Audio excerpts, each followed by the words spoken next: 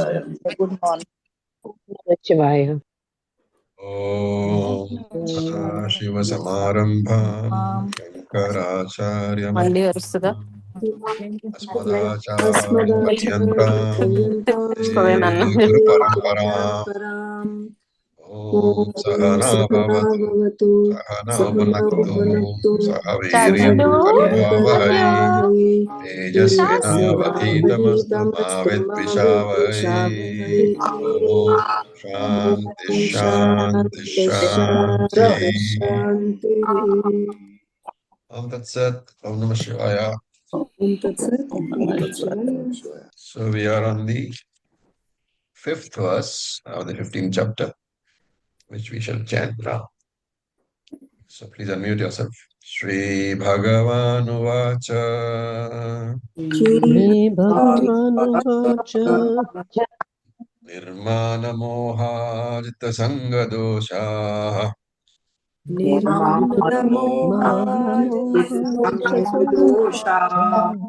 Adhyatma Nitya Vinivritta Kama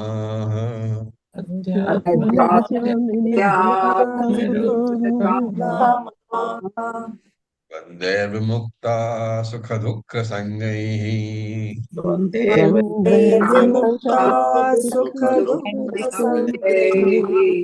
Gacchantya Padamavyayam Tat.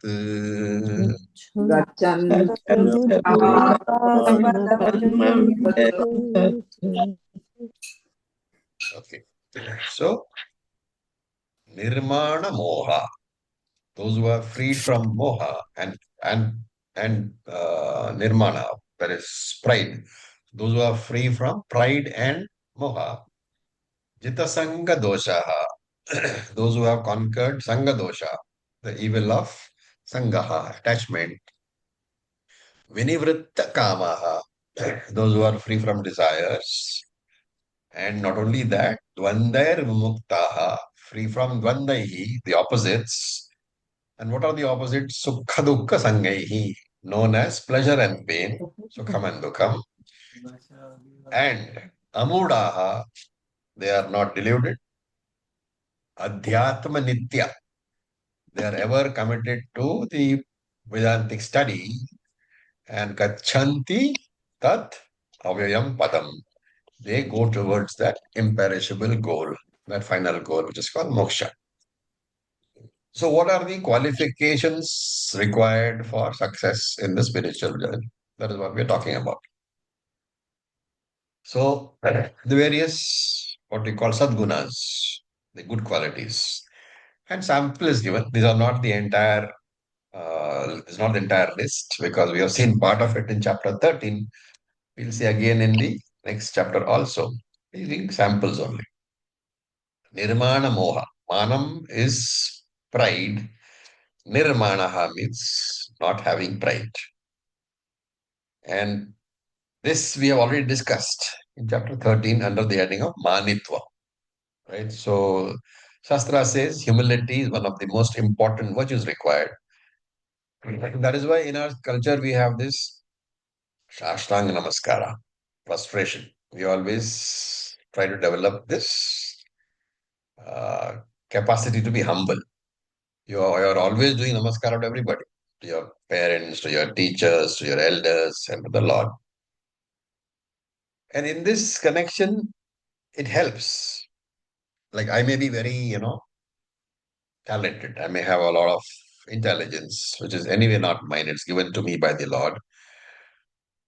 But how to be nirmana, how to be without pride in that intelligence or in my skills?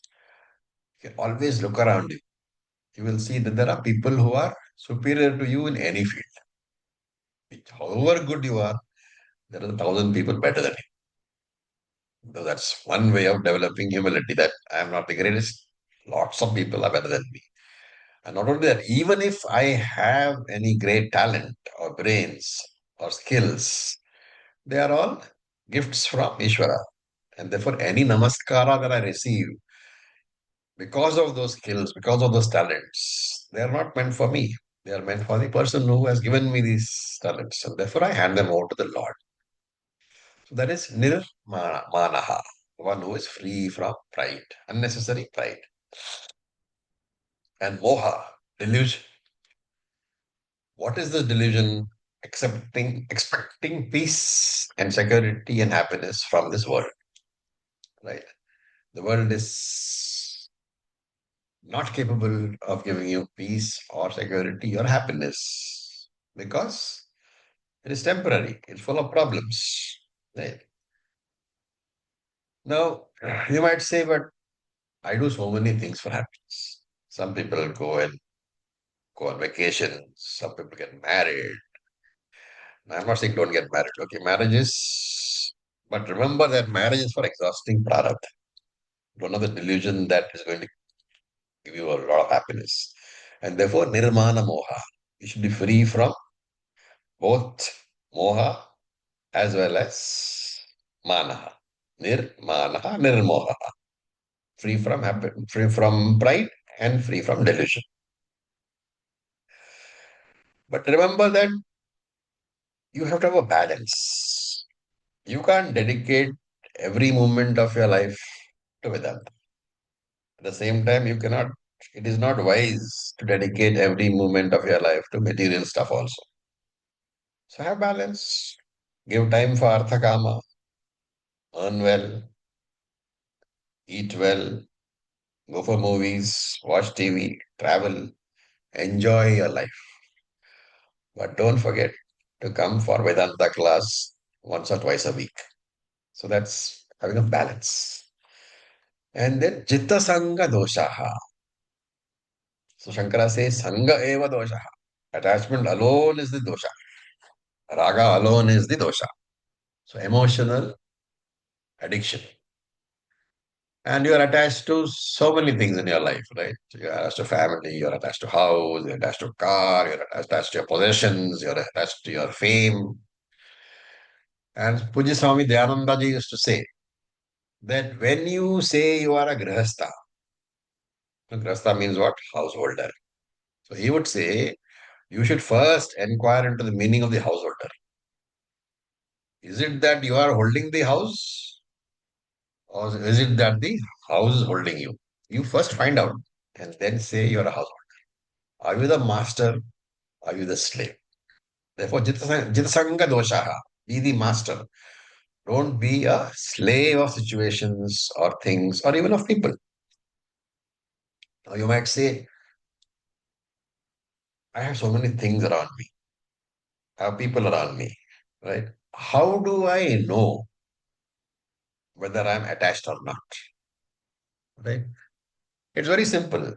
You analyze your thoughts over the past 2 hours or so and find out how much of those thoughts, how many of those thoughts have been about the objects around you. The higher is the preoccupation with the thoughts, the higher is the attachment that I have. So, what is the first lesson? Learn to live without dependencies. And you can start with small things. If you like, you know, 5 cups of tea every day, start tomorrow with 4 cups. See how it affects you, right? One day, don't take the first cup of tea in the morning. Drink just water.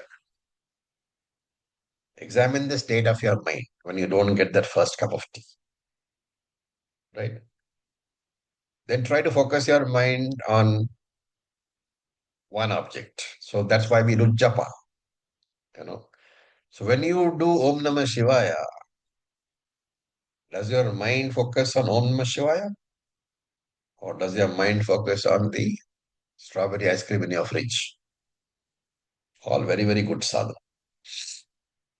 So Adhyatma Nityaha, he says, Krishna says, and Shankara says, you should understand that Paramatma Swarupa Alochana Nityaha. You should inquire into Paramatma Swarupa, into the higher nature of yourself. Don't inquire into RC. The Ahankara, you don't inquire into. Don't inquire into RC or RM. Inquire into the OC. And what kind of inquiry? Nityaha. Study under a competent teacher who does a very systematic teaching for sufficiently long length of time. Right? And Krishna has already said this earlier, not the first time. Krishna has said this when Adhyatma Jnana Ityatvam, 13th chapter. Once you have done this study for a sufficiently long period of time, there should be some result of this inquiry. And if the study has been done properly under a proper teacher, that result is going to be Vinivritta Kama. You will find that your binding desires have gone. You'll find that your karma meant for achieving those binding desires have come down. So Vinivritta Kama meaning dharma, artha, kama activity is slowly brought down. Remember that as a grihastha you have nitya naimittika karmas. Existing duties towards the family, towards the children, these should not be abandoned. Right? Because if you do these duties, what will happen? You will ensure that there is no pratyavaya papam. And therefore carry out your existing obligations. But do not take on fresh ones. So for a grihastha, for a householder, this is the idea. Don't go into the world and start taking fresh activity all the time. But whatever is there, as a grihastha, your duties towards parents, children, and spouse, you have to fulfill. That is nitya naimati karma. Then the next one is dvandai vimuktaha. So Shankara comments very simply saying, priya apriyadibihi vimuktaha. He is free from the impact of opposing experiences of life. Priya, apriya, which are pleasant, which are unpleasant. So mana, avamanaha, or people who worship him, people who insult him, they are inevitable in your life. Right? You have to ensure that your mind is toughened to such an extent that these choiceless situations you accept. And how do you toughen? Through discrimination and through bhakti. You have to convert your mind, rather, have a shock absorber for your mind. When the mind shock absorber is in place, you will find that the mind will still have some sort of, emotions. You cannot avoid reactions totally, but the shock absorber will reduce the intensity. So you'll still get upset, but the emotion is manageable. It will not paralyze your life. Right? So as in English, they say, when the going gets tough, the tough gets going. So we often use the example of a clay ball. The ajnani is like a wet clay ball. The jnani is like a rubber ball. And the example is pretty self-explicit. When the ajnani wet clay ball falls on the ground, what happens? It stays there in deep depression. When the jnani rubber ball bounces on the ground, what will happen? The moment it bounces, it comes back. And the harder it bounces, the more is the bounce. The harder it falls, the higher is the bounce. And therefore, go through life not allowing ragadveshas to disturb the mind. And Krishna already said this much earlier. Yesa nitya sannyasi yona dveshti na kamshati. A sannyasi mind is that mind which brings down the ragadvesha as much as possible. But remember that there is no such thing as reducing the mind to zero reactions. You cannot have 100% elimination of ragadvesha. Why? We had the third chapter. Krishna himself said, Indriyasya indriyasyarthe ragadvaisho vyavasthitau. Tayorna vasama gachet yasya paripantina. Tau yasya paripantina. So there is going to be a potential for creation of ragadvesha in your mind with every object that you see. That you cannot avoid. But try not to let them disturb your mind. Therefore, Krishna gives here examples of Dvandai, the dualistic things. Sukha, dukkha. You have to give up being overly, excited by pleasurable things and being unnecessarily depressed by unfavorable things. Right? Which means that every opposing event that you get, the good, the bad in your life, the pleasant, the unpleasant in your life, try to have a samaha mind. Mind's undisturbed. We saw this much earlier. We had given it a different name. What was that? Ishvara Prasada Bhavana. Whatever comes, we take it as Ishvara Prasadaha. And knowing that it comes from the Lord, our mind is not disturbed. So once the influence of Sukha and Dukkha gone, see, Sukha and Dukkha, pleasure and pain will keep on coming. Right? Because that is due to Prarabdha. As long as you have Prarabdha, there will be pleasure, there will be pain. But can you keep Ishvara as center of the mind, as center of your life, and take everything that comes as His grace? Therefore, you will find that your mind doesn't fluctuate too much. This is Sukha Dukkha Sangai, having tried to make them both the same. And Gachanti Amudaha. Now, people, Amudaha, wise person, a person who is not Mudaha, not deluded. If you have to be not deluded, you have to follow these sadhanas. You have to have dispassion, vairagyam. You have to have surrendered to the Ishvara, saranagati. And you have to have Vedanta Vicharaha, inquiring into your own nature. Right? Now, a small little grammatical note over here. Not grammatical exactly, note made by Shankara. He says Amuda is Moha Varjita, free of delusion, free of moha. Krishna has already used the word nirmoha. Then why does Shankara translate as Amudaha? So Shankara doesn't say, but some commentators explain. Nirmoha means the delusion that comes from the idea that Anatma can make me happy, can give me fulfillment. So nirmoha, in the word nirmoha, the word moha means the delusion that Anatma can make me happy. And therefore nirmoha means that I know that Anatma cannot make me happy. Now, what is Amuda? Amudaha, when Shankara writes Moha Varjita, the sub-commentators point out here the word Moha refers to Anatma, but not external Anatma. In Nirmoha, the word Moha refers to external Anatma. You have friends, family, profession, all those things.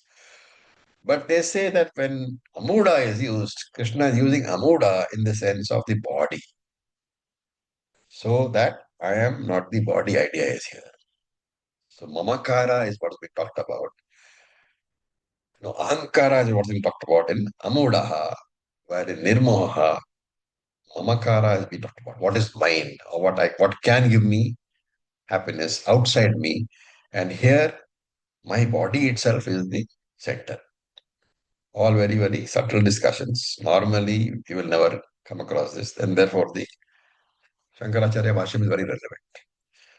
Then what happens if you have done all this? Tad padam gachanti. They will reach or they will understand that they are Brahman. Padam Gachanti literally means reaching the destination, supreme destination.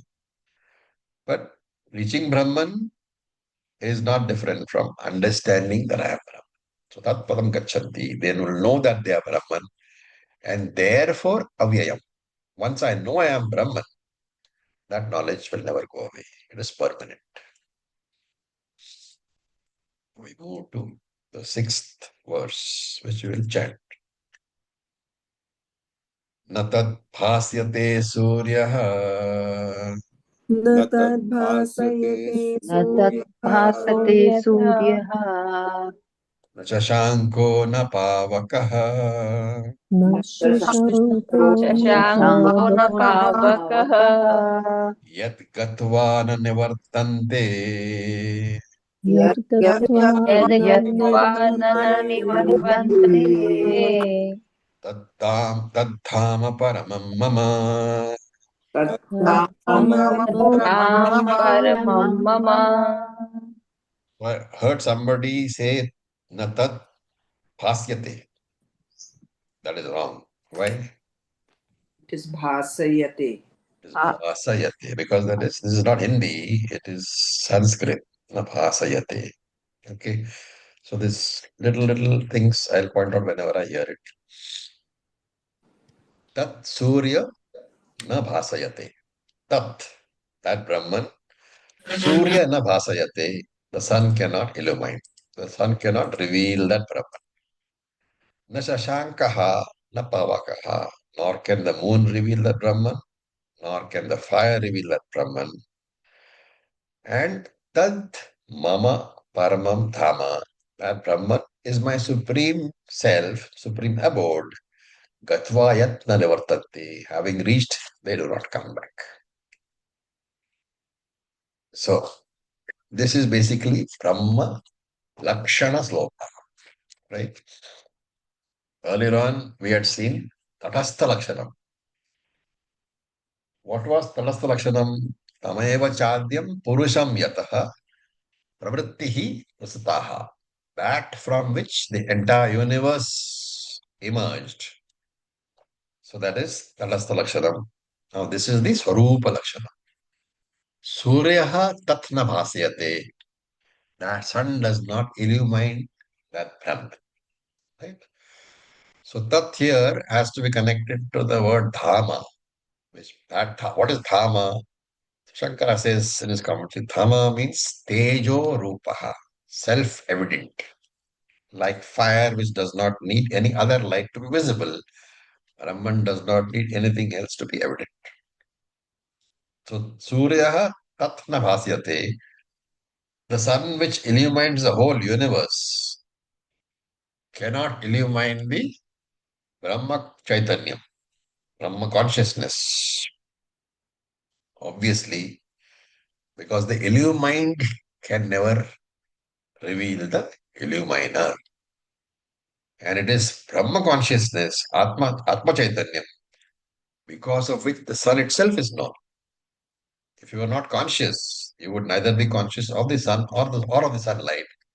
And therefore he says, Suryaha Tatna Bhasyate. The sun cannot reveal its knower, Brahma Chaitanya.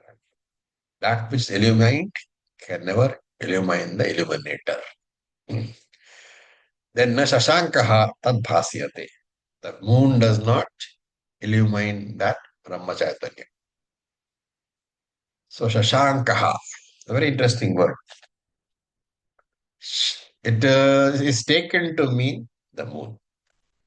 But if you look at a dictionary, what does the word shashaha mean? Rabbit? It means a rabbit. rabbit. Now, why is it so?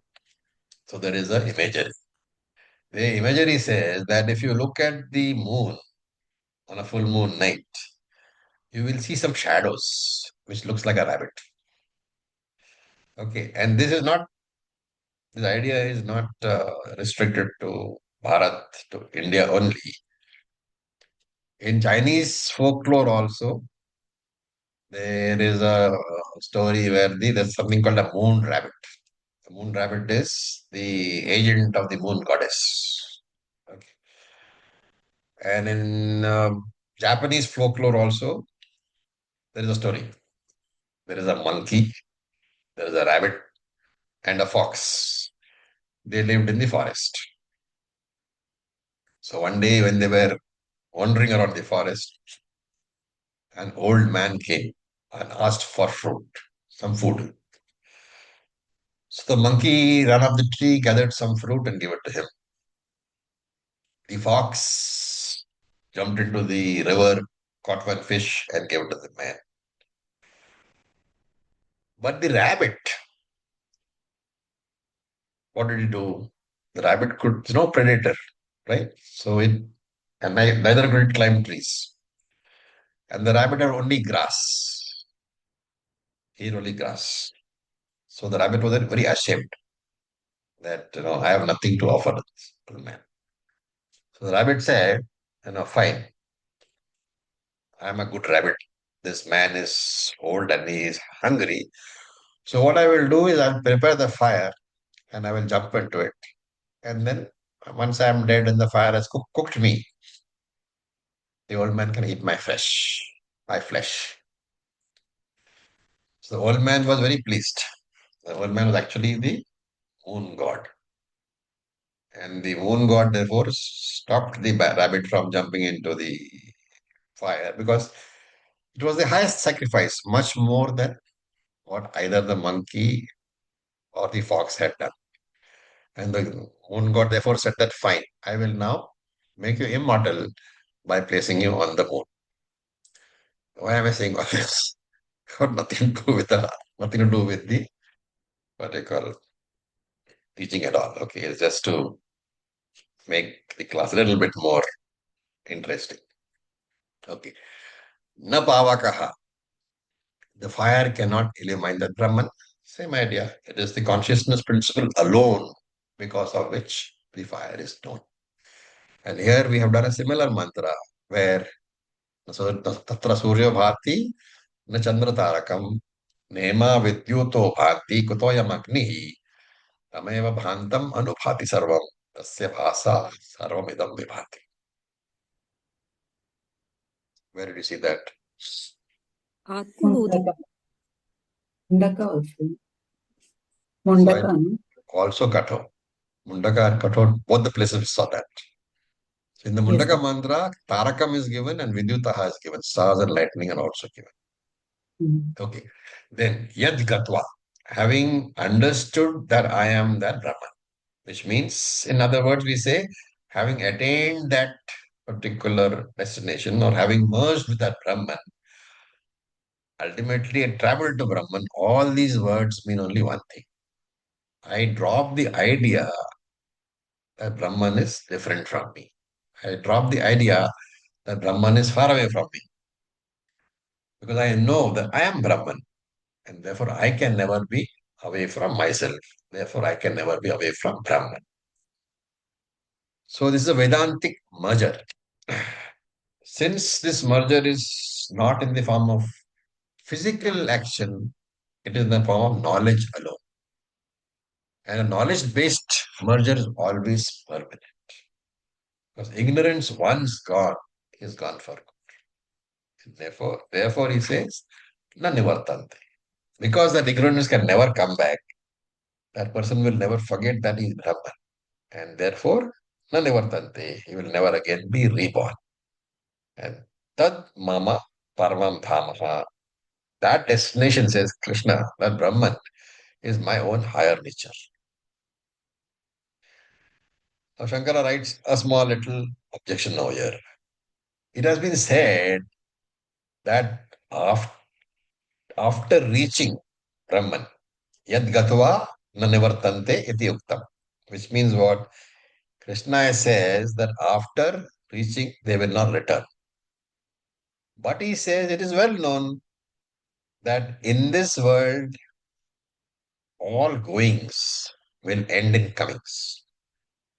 When you go somewhere, you will always have to return. And therefore, whatever be the loka you go to, when punya papam is exhausted, You have to come back, right? Where did you see that? Kshine punye martya lokam vishanti, right? And therefore Shankara says all unions are followed by separation. All mergers are followed by separation. Therefore, if you say, I'm going to that destination, will they not return? That is the objection. And he himself says the next verse is meant for addressing this objection. Therefore, listen. Now we go to verse number 7.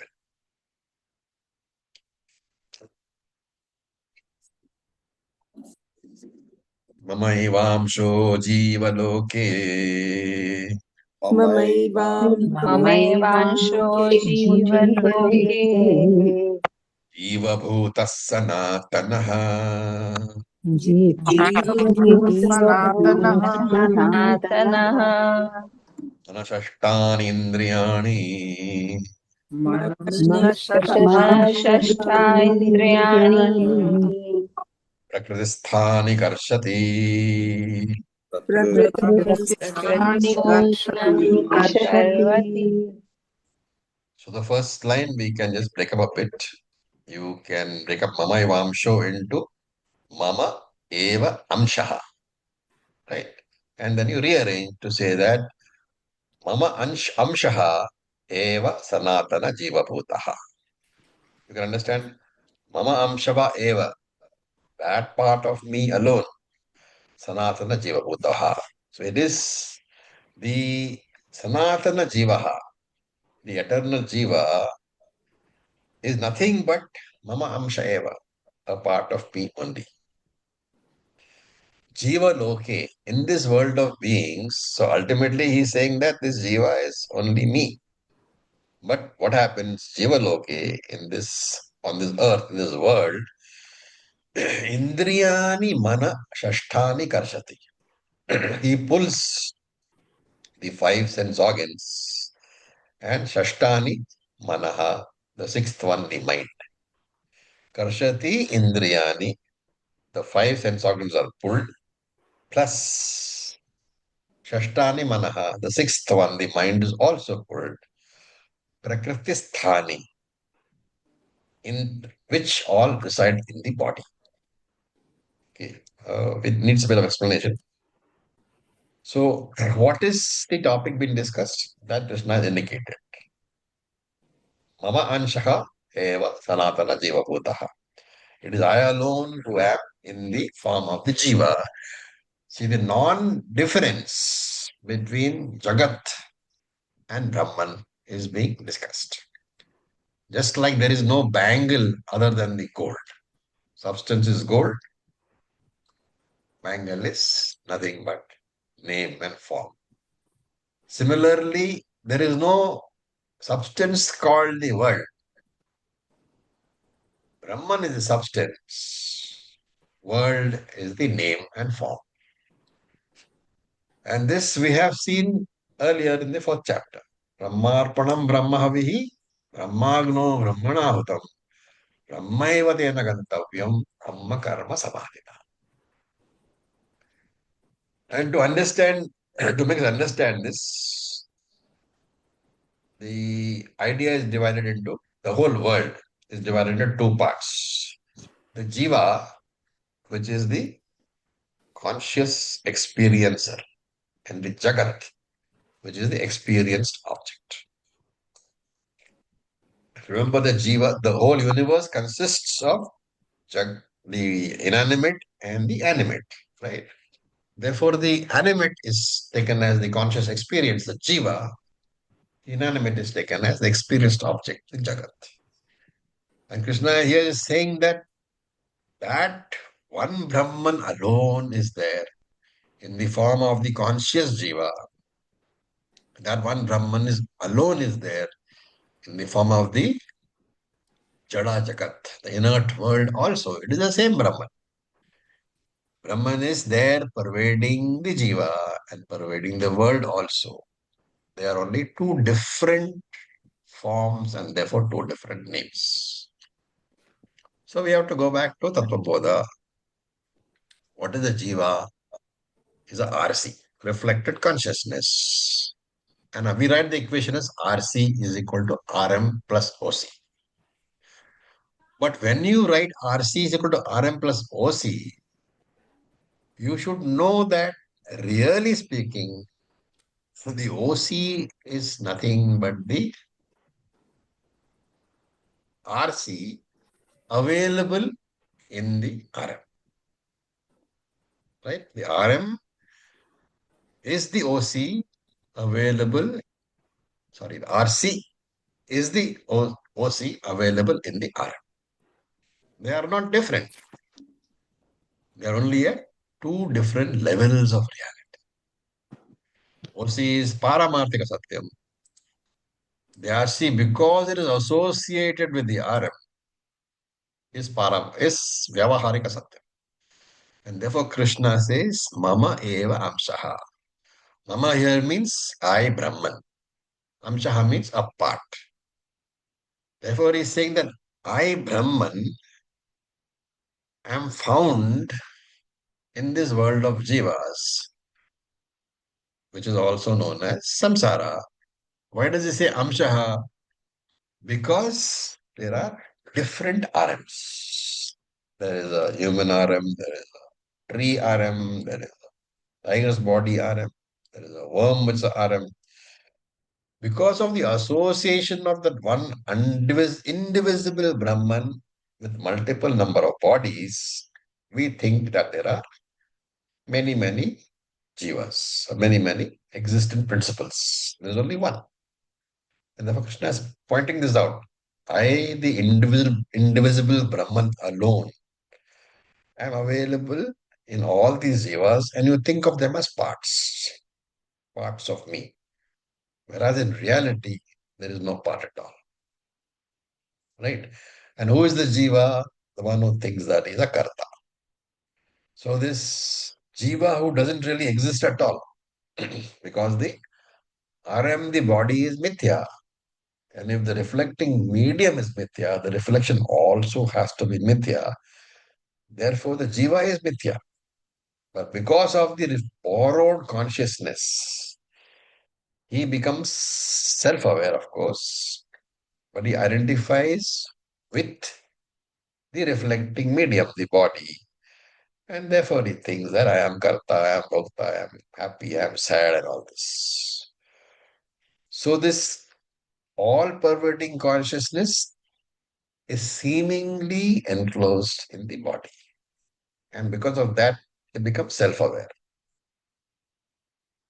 Remember that an important point here. It is only the enclosed consciousness which can become self-aware. Right? It is only the enclosed consciousness which can say, I am. Aham. Aham can be said only by the RC. OC, free of upadhis, does not have self-awareness. OC cannot think I am Brahman. OC cannot say Aham Brahmasmi. OC can do nothing. OC just is. But with the upadhi, whether it be Maya, upadhi for Ishvara, whether it be body, upadhi for Manushya, he can say I am Jiva, or he can say I am Ishvara. Both are Brahman, but with different upadhis. Difference is Ishvara knows that Maya is a Vyavaharika upadhi. Ishvara also knows that he is Nirupadika Brahman. Well, I, the Jiva, I don't know that. At least until I study Shastra, I don't know that. And therefore, Krishna says Sanatanaha. The Jiva is Brahman himself. But because of the body which is created, he thinks he was created. Really speaking, he is Sanatanaha. He is beginningless. He is eternal.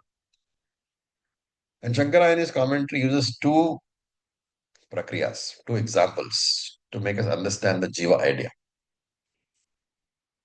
Very famous examples. One is he says, Yatha Jala Suryakaha Suryamshaha. Jiva is like that part of the sun. Surya Amshaha, that part of the sun. Jala Suryakaha, which is reflected in the water. Right? That sun, which is reflected in the water, he takes this as Surya Amshaha. A part of that sun is reflected in the water.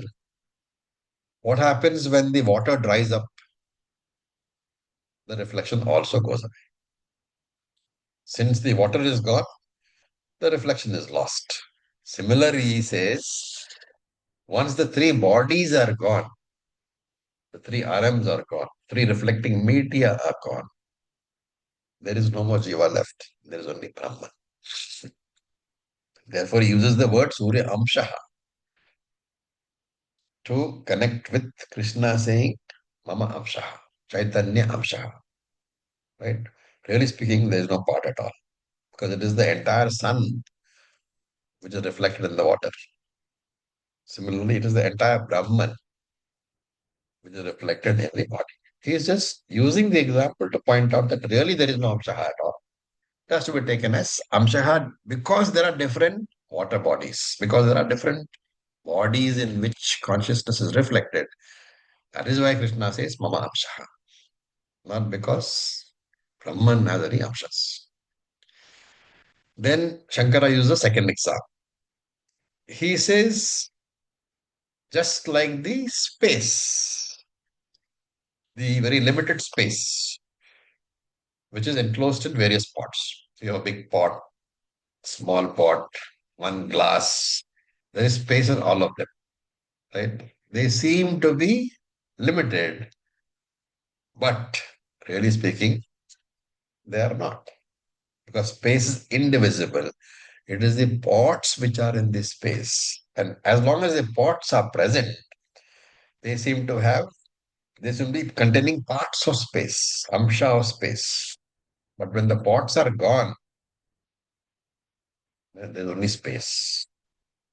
In the same manner, he says the jiva seems to be different as long as the bodies are there. But actually speaking, it is the bodies which exist in Brahman. It is the upadhis which exist in Brahman.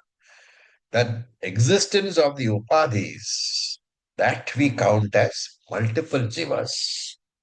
Actually speaking, there is only one indivisible Brahman, which is seemingly seen as multiple jivas because of the association of consciousness with different bodies. And when the bodies are gone, when the upadhis are lost,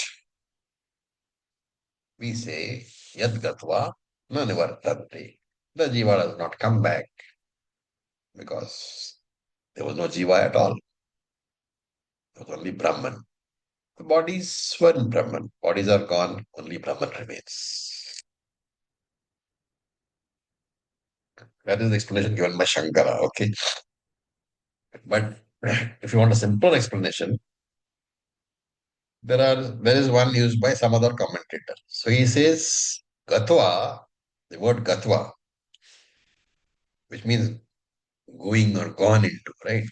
So can be taken as has this idea gone into your mind. And therefore Gatva can be taken to mean Jnanam. So Yad Gatva na Nivartante can simply be taken as saying, having understood that I am Brahman, na Nivartante, I do not ever come back to Ajnanam. Having got Jnanam, I never come back to Ajnanam. That is a simple explanation. Okay. But both mean the same thing. Ultimately, there is no jiva separate from Brahman. Now, here in Shankara's commentary, he introduces a Purva Pakshi. That Purva Pakshi says, this Paramatma you're talking about, this Atma, is without any parts, nir avayava, without any parts. How then can Krishna say Amshaha? Amsha means parts. And therefore he says, this Purvapakshi says that because Krishna is using the word Amshaha, he is pointing out that Brahman really has got parts. It is not partless. And therefore there is a possibility that whatever has parts is an assembly. Whatever is assembled can be disassembled, can be destroyed. And therefore Brahman is not permanent at all.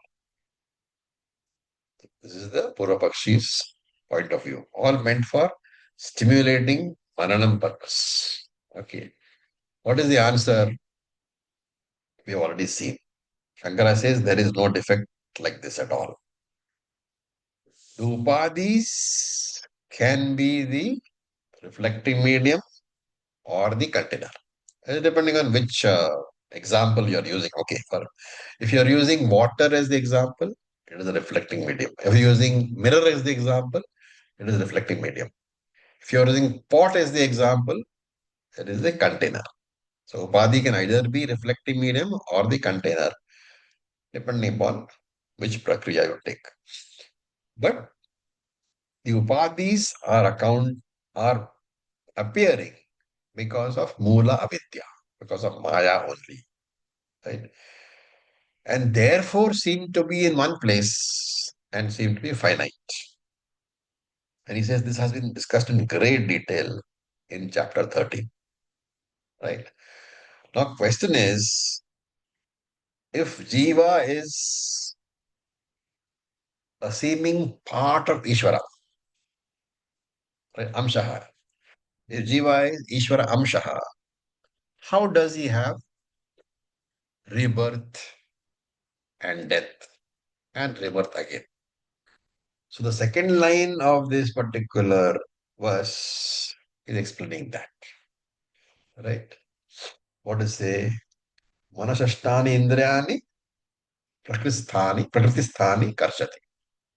So here remember, you are not talking about Jnani Jivaha, you are talking about Ajnani Jivaha. For the Jnani Jiva, remember that at the time of his death, there is no connection to the karma at all. The karmic bond has been broken for the Jnani by knowledge. Right?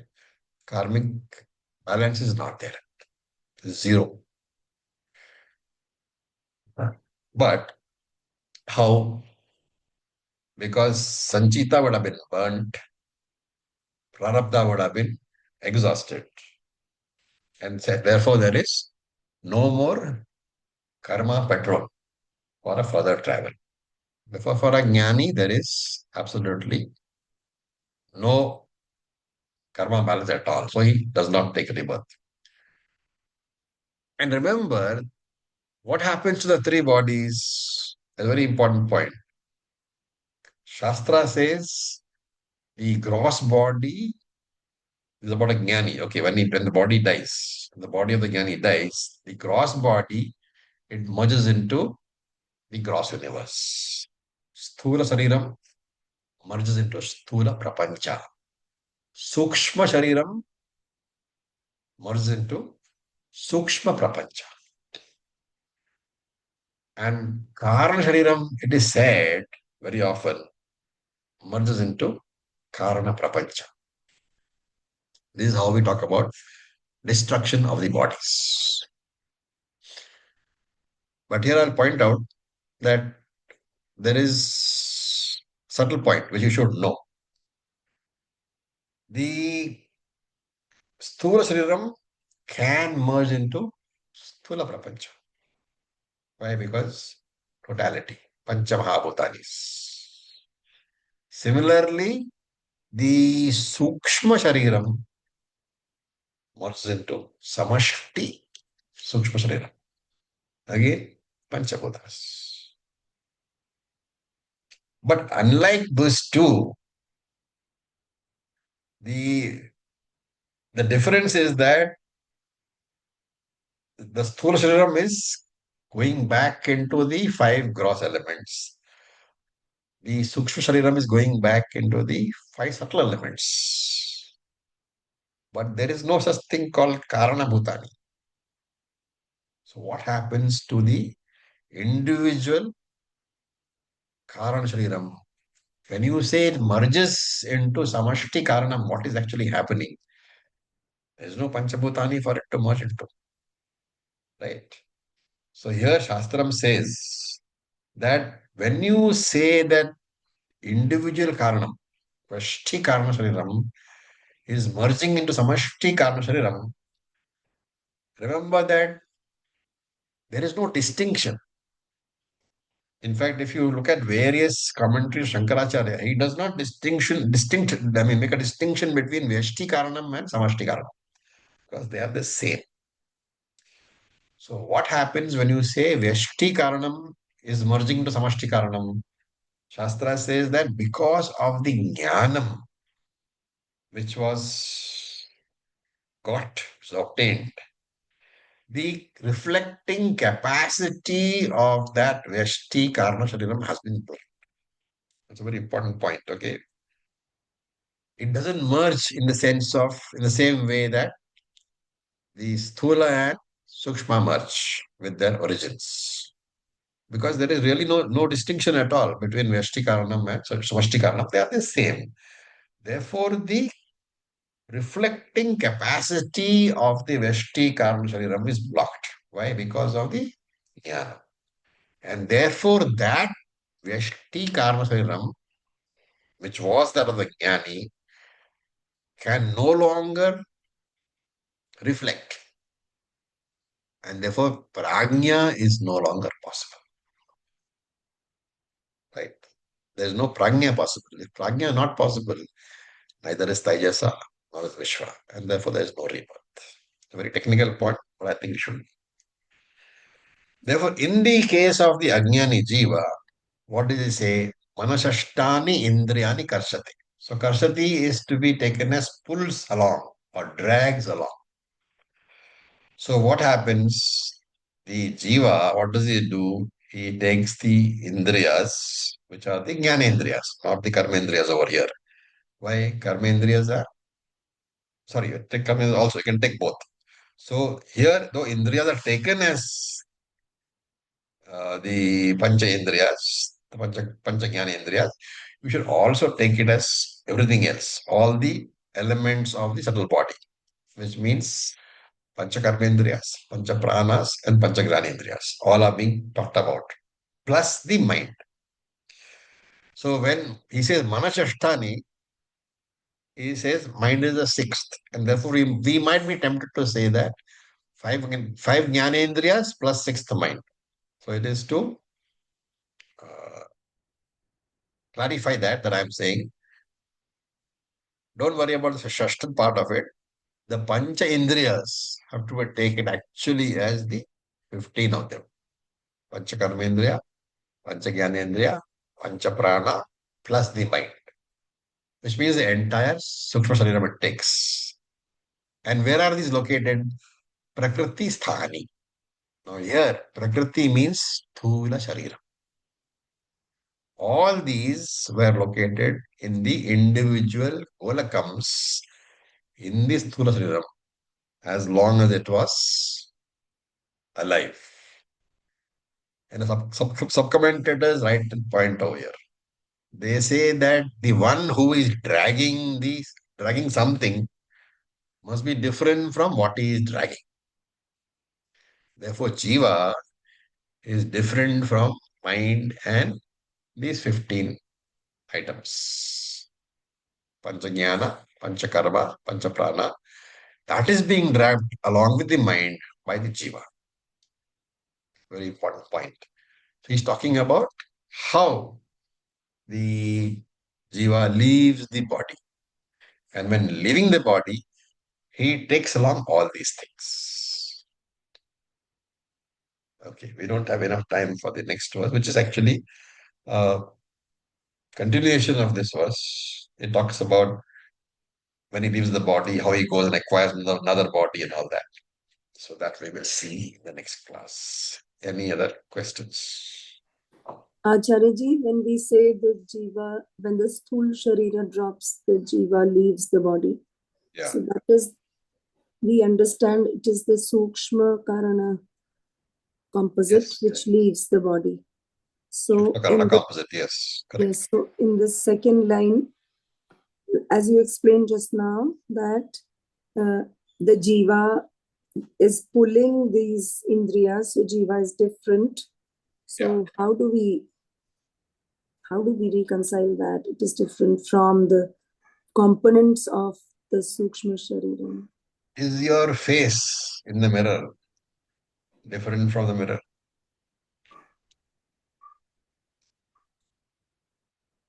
Yes.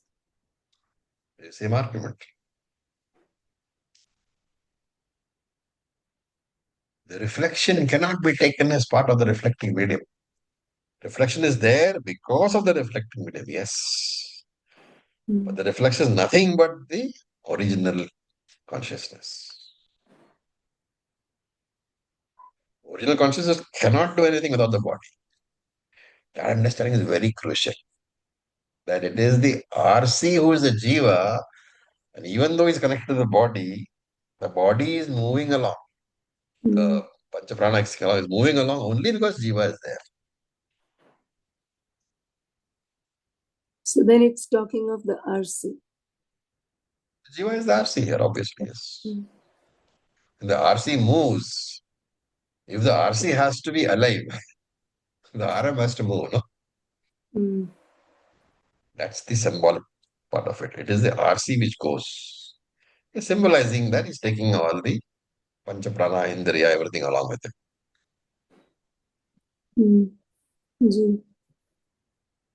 I'll go over again. Thanks. Acharya, and here the Karan is like the roasted seed for the Jnani. Karana Shariram, because the Jnanam has blocked the reflecting capacity. The Vyashti will merge with the Samashti, but there is no travel involved because reflecting capacity has been blocked. That you have to connect to the Jiva traveling.